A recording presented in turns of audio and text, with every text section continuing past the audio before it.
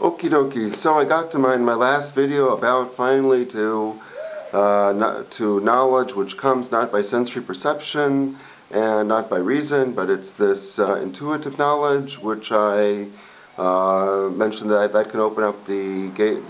That is a type of knowledge that we know the thing in itself, in undecidables. Things that are undecidable, ontological undecidable, which exists on every level, from levels of just electrons that even if physics will come out with like a string theory that'll explain it, you'll still end up with the basic phenomena that shooting electrons through one hole, it's a particle, shooting through two holes, it's a wave. So it seems to act in contradictory waves, in contradictory ways.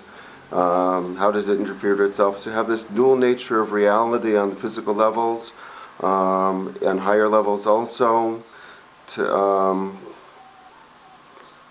It's in physics, and you get up to questions in, well, ethics itself is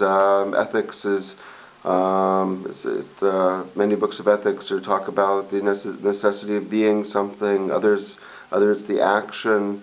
There's this question of autonomy or heteronomy, whether ethics comes from something outside of oneself or not. So in all of these questions, there's this aspect of ontological undecidability, which is, I believe, a type which we can know by this third type of knowledge.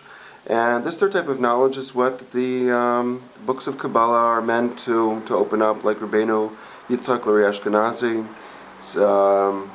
Rabbi Nachman wanted to open up this sort of gate by praying a lot to God. And this is the intention of the books. These books are not really to teach you by reason metaphysics, which is an impossibility because reason doesn't apply to that type of knowledge at all. That's a metaphysics, or Kabbalah as we understand it, as something you could sit down and take a book and read and understand. That's a fallacy. Rather, the books of the Rizal or of books of Kabbalah were meant to be books that one could open up and be sort of, and it would like attune him to this to spirituality, and that hopefully if he lives a pure enough life, that it would open up the gate to that. That's unfortunately misused, but that's not new in religion. But the fact is that people are looking for meaning for life, and what's a proper, worthy, and truthful, virtuous existence. And Kabbalah Kabbalah of the Rizal does try to answer that in that particular way, in his particular way, and that's very important to deal with the questions of the human questions about life and how we're supposed to live. Not just going road through the mitzvahs, but what's the inner meaning behind these things. So anyway, that's my video for now. Thank you.